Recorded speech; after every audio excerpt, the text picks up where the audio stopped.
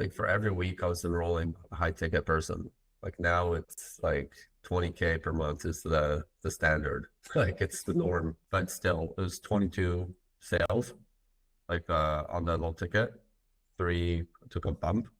And then on the back end of that we did 29,000. Yeah, if you can share a bit about who you are, what your business is, and yeah, how you kind of approached getting clients before we started to work together. Yep, sure. So my name is Max. Help hypnotherapists and mindset coaches help them get clients. So the entire client acquisition process, from getting clear on their message, making sure they have a clear message, their positioning, and then helping them create an online presence, right? Building a personal brand so that they can actually start getting clients consistently, and make a bigger impact and income, right? So that is the main focus. And I've been doing it for a few years, right? The way I got into it. So my partner was a hypnotherapist, still is. And around COVID time, her practice was kind of shut down. And I had an ads marketing agency background. So around that time, she asked me, how do we get more clients for my practice online? Because in Canada, she couldn't work with people anymore, right? And like in person. And then so we started implementing Facebook and different strategies, and she started getting more clients. And then she started training people in hypnosis. They needed help. And then that's how this offer was kind of conceived, right? We started helping hypnotherapists around the world. And prior to this, my own client acquisition, like what I was doing was ran a Facebook group, grew a group to about 3,000 people, did some LinkedIn, did some Instagram follower ads for myself. And that was working well. It had its own seasons, right? At some point that stopped working, like follower ads for business coaches just didn't work as well as they used to, right? And around that time, I was looking for a more solid strategy that could just consistently bring me leads and then people that need my help, right? And that's when we started doing the low ticket, right? Giving people a mini course into our ideas and our philosophies, and that blew up, right? But prior to this, it was a lot of trial and error and running a few different things and burning out. It was a pain in the butt, right? Facebook group, LinkedIn, like all these different things. And I was looking for like a core lead gen strategy that would help, right? That would kind of be the main thing I could focus on, and have everything else on the side. Yeah. And I remember early on when we tried to get things off the ground, we tried to run a profile visit funnel with a whole bunch of different ads like testimonials, whiteboards, and all that. And Yeah. it didn't really pan out. And I was like, okay, let's see who's the niche you're working the most with, and make a low ticket for that niche. And I remember Yeah. you wanted to target coaches like broad, and then we kind of narrowed in with low ticket that's very specific to one audience. And do you remember during the first month, what was there a specific sort of point in time when you realized that it's working? Oh yeah. I think like the week after we set it up, and then like I think the next day getting the first person to buy the low ticket, I was like, holy shit. It's like it just blew my mind.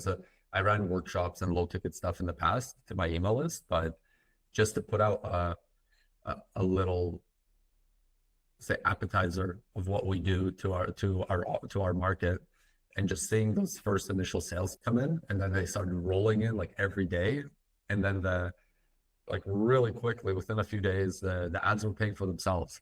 Like it was insane. And that was like a light bulb moment in my head that was like, holy shit, this works. This is what it's all about. You know what I mean? I think it was like pretty immediate that I saw that this works. Yeah. I remember how quickly ads took off for you. I think we published first 5 ads and it just started to work, which by no means is like a usual thing that happens. But when everything falls into its place, that can happen. And I think one of the key things we did is we wrote the sales page, and then you got feedback from your girlfriend, who's your ICP essentially, and Mhm. she made a bunch of changes to the tonality of the page, and basically gave feedback so we can make it better for the market. I think that was also a very Yeah. important thing that really not a lot of people do when it comes to funnels, is they write for themselves, but they don't really think about their ICP too much, because they don't have that data point essentially to write from that perspective. So then we were Yeah. able to create a sales page that's super aligned with the ICP, because yeah, your girlfriend is your ICP. And then Yeah. yeah, it Yeah. took off. Like, by the way, we didn't make any changes for almost 2 months. But Yeah. do you remember what were your metrics like for the first month in terms of how many new buyers or leads you got, how many high ticket closes you had? I remember that like from the whole funnel, it was like 5 ROAS at least. Like at least it was like 5x ROAS. And like for every week I was enrolling a high ticket person. Like now it's like 20K per month is the standard. Like it's the norm without even trying, without even like I call it like almost like strategic laziness, that it's like ads are running and then calls are getting booked on their own, and then I show up and I close those calls for the upsells, right? So from the beginning it was a return. It was never like a feeling of like, where's my money going with my ads? It's like the ads are up and I'm making money because those ads are up. For context, how much are you spending on average per month? You mentioned on average you clock in like 20 grand, but Mhm. how what's your spend like? Yeah, the spend currently it's like 1,500 a month, like 50 per day. Um, Working on getting it to 3K, just having those, like we talked, a couple back and forths with Meta's being a pain in the ass, right? But um, on average, like monthly has been 1,500 every month. Yeah. But I'm looking forward to getting it up, like fixing my ads up and getting it up to like doubling that as soon as I can, right? Because I know that if I double my spend, I'm gonna make like 40 or 50K. Yeah. And for context, when it comes to the funnel itself, you're running a pretty simple funnel where someone buys a training from you, which Mhm. solves an immediate bottleneck in their business. In your case, you're showing them how to quickly uh, get leads through Instagram ads, Yeah. through Reels, to be more specific. And then once they buy, there's no long involved funnel. They go straight to a page where they can book an implementation call. Many people Yeah. have this notion that if you're allowing people to book implementation calls, you're going to be taken advantage of and be in a similar situation as when you're doing calls of people who opt in for free lead magnets. What's your experience like with this sort of implementation call flow when someone buys and then books a call with you? Good question. Yeah. I think with a few people over the it's like over the year, there was a bit of that maybe. But I I'm really good at sales, and when it comes to like it all comes down to how you frame it, like the actual like call, right? Obviously, if you frame it as implementation and saying how I can help you implement this, it's different than jump on and ask me everything you want, right? Um, Yeah. and so I like really quickly what I like for our I don't say ecosystem, what I set up is when they book the call is sending them some homework that helps them see that there's a lot of pieces that are required to make things work, right? Like still the low ticket, like I give away a lot of info in it for them that will make it that work for them, but they do need additional skills such as their own appointment setting and knowing how to do really good content and have good copywriting, and then how to actually enroll their own clients, right? And when they realize that, holy crap, there's actually more. I need to listen in and see how this guy can help me with these other pieces, right? And it all comes back from your philosophy days and in the auto converting offers, right? Where the low ticket isn't about solving the entire business problem, it's about solving a specific problem, right? So I make it that clear to them that this solves this specific problem. And then the other ones, let's chat about how we can implement that, like how we can get those solved as well, right? So when I've taken that approach and it's framed correctly, that people understand why we're having this implementation call to discuss the whole business, then they're like, they're all in, they're open, they're like, yeah, right. Not only they trust because they bought the first piece, but then it's like they want to do the rest. And of course, some people, I've had people that like the other pieces are fine, and then so they bought it. They had to call to me. We had a little chit chat, and they went on their way. Right? It's like not every single person is going to be like, even though our close rate's like 60 or 70%, like those 40%, if they're fine, then look at them. They don't need to become clients. It's for the folks that like they're like keen, but then the other pieces are like throbbing fires that they need to put out. Right? So, yeah. Long story short, it's just like all about framing it correctly, right? To not be taken advantage of and leading the call and leading the call to the person's advantage.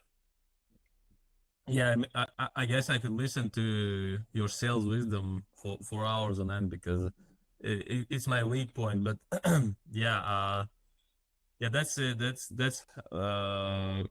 I think that's spot on when you're trying to frame it in a way where you're not just here to give advice, you're here to be sort of like a doctor to pinpoint the next thing they need fixed.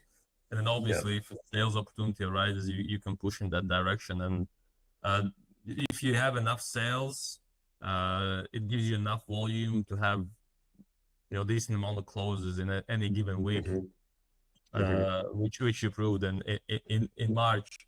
But next thing I want to talk about with low ticket, one of the things that I like is that if it works, you don't have to do much and you don't have to stress about much, as opposed to, let's say, VSL funnel, where money is going out, and if you're not locked in, getting on calls and closing, money is not coming in. When it comes to like maintaining the funnel, making sure it's being profitable, not losing money, what's that workload has been like from like September up until now? Man, like I think we made like one edit to the funnel like initially, and then like a month ago made a couple tweaks like one time, and that's it. Like funnel is super simple with the ads, just like the typical ads fatiguing and stuff like that. That's been more of a thing. But in terms of the actual like infrastructure of the machines, like not at all. It's just been sitting there. It's like definitely not a Range Rover that like needs a repair every month. More like a Toyota that's just been rocking since like the 80s and like only needed an oil change here and there, and it's no problems. So yeah, and I guess you can say that for most funnels, obviously there's things you need to do sooner or later, and most of those things revolve around fresh creatives, making sure that your ads are not fatiguing and you're not letting the same thing kind of run over and over and over again. But that you could say about pretty much any funnel. And when it comes to March, which I think was your best month, can you share like the numbers you had in terms of how many buyers? Which I guess it was not a lot, since March was horrible from Facebook ads perspective. But yeah, how many buyers, how many calls, maybe your close rate and revenue at the end of it? Oh yeah. So last few days of March were pretty good, but still it was 22 sales, like on the low ticket. 3 took a bump, and then on the back end of that we did 29,000 for the high ticket, right? So that was on the back end, and I won an award, six-figure club with one of the pipelines we use as a SaaS, right? So it was a record month, and I'm one of those marketing bros now with awards, which is pretty funny. Yeah, all of that on the back of the fact that March was horrible for like front end and getting volume of buyers. You still did a lot on high ticket side of things, which kind of brings me to the next question. You have front end, which is a cheap course. You have high ticket, which is I think for you is like 5K, 6K consulting gig. Mhm. And then can you talk about sort of the middle ground if you're still running that and shed a light on how you leverage the mid ticket in your business? Yeah. So I don't really have a mid ticket in place. Like it's right now just um there's a bump for $30 that some people buy it if they want. And then we were running for a while like a weekly membership for MRR. We did that Yeah. initially for the first few months. So I would say kind of that's more like the mid ticket where like there's more commitment. People need to join and they pay $97 a week for that. But I haven't been running that. Right now it's just like low ticket to the high ticket. That's it. That's my focus. So Mhm. I will be implementing something more mid ticket, right, soon, once get the ads sorted. But pretty much it's like whenever I see a person buy a low ticket thing, I think it's down to like the way you see it as yourself, right? Like a psychology wise, it's like when I see someone buy a low ticket thing, to me they're not like a customer, they're a potential for a high ticket because that shows me that they have enough pain to buy something. That takes a lot of movement from a human being to buy something low, and that means that they have a problem. Otherwise, they would not spend $1 on it, right? So I think it comes down to part of the reason I haven't done the mid ticket is because it's just like when I see a low ticket customer, it's like, okay, this person's serious, and I'll see if I can help them, right? So Yeah, yeah. And that I would say is the biggest difference between running other types of funnels where you're not necessarily asking people to pull out their credit cards. Here, the intent gap, even if you're charging, I think initially, if I remember correctly, you charge like $9 or $12 for the product. mhm, Even that is enough to qualify someone because the mere mhm, fact that they have to get up, get their card or pay with Apple Pay, it's a yeah, bit more involved than just entering your email and getting a resource. That just tells you, 100%. okay, they need to solve that problem, or maybe your offer is structured in such a way that your curiosity is off the charts. The curiosity is generating, but yeah, for the most part, it just signals, okay, this person's probably serious about fixing their problem. So you can put a lot more effort in appointment setting, reaching out to them, which I think you're doing as well with Instagram and Mhm. different channels are all around. So yeah, it's another thing I like about this funnel structure is you can be much more focused with your engagement and how you engage people because you know there's higher intent on both sides, basically. But Yeah. yeah, with this stuff, what's your plan for, let's say, next 3 5 months? Do you plan to launch another funnel of the same nature? Try iterating on this one, try something else entirely? What's that looking like? Oh yeah, no. As they say, don't fix what's already working, right? Like definitely want to dial this one in more. I want to make another funnel for another platform, like another course entirely. But this one, I want to get this one to like 50K per month. Like the next target is 30, because we almost broke that one, right? But yeah, the goal is to take this one to 50 per month for sure. I really just want to have an ecosystem of courses, right? So there's different ones, and then they all lead to the same route, which is to our high ticket. So Yeah, that's the plan. yeah, yeah. Awesome. That's a setup I'm also rebuilding for myself, and yeah, I recommend for most businesses, especially if you're operating in specific niches and industries. For those people, it's very easy to set something like this up. It's definitely harder if you're more generalistic in your approach. Maybe you're an agency who's like okay with working with any business. For you, it's probably going to be hard to launch a low ticket unless you have a crazy unique method and strategy which you can push. But for people who are in very specific niches, this is awesome because competition is low. Usually your ad costs are low. You don't have to put all that much effort into the thing you're selling. And you have to put effort into the course, so it's good. But in the sales assets themselves, you can have very basic approach to marketing, and it still works. Yeah, when it comes to your ads, everything we did is very basic. There's no trickery involved, no crazy copy tricks, no urgency whatsoever, no timers, nothing like that. It's basically a new thing, how to get a result for a specific niche, you want it or not. That's the whole sort of approach for the most part.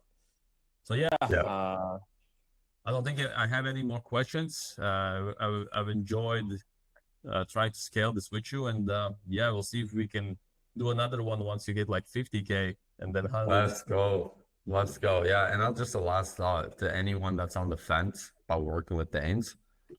Get off the fucking fence. Yo, this guy is legit. You don't understand. Like, there's so many.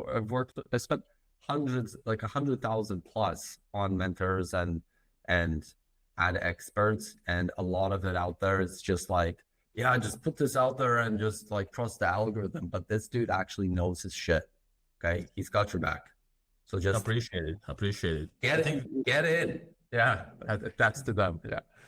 Funny thing, I think this is what one of your clients said in their testimonial, like that same words. It's kind of awesome. But yeah, I think stems for the fact that I'm like, this is the funnel I'm running for myself. It's paying my own bills, so I'm very inclined to keep pushing and trying to figure out new ways to make it work better, as opposed to, and not really shitting on anyone, but I'll just say it, as opposed to people who had a strategy that worked a while ago, now their whole business is just selling the strategy itself, not like profiting from it. I could stop like all my consulting and just run my own funnels, and I would definitely make a bit less money. I would be more than fine, just because it works for myself, and I feel good when I give the same frameworks and same like ad structures, and it works for people in my groups. So yeah.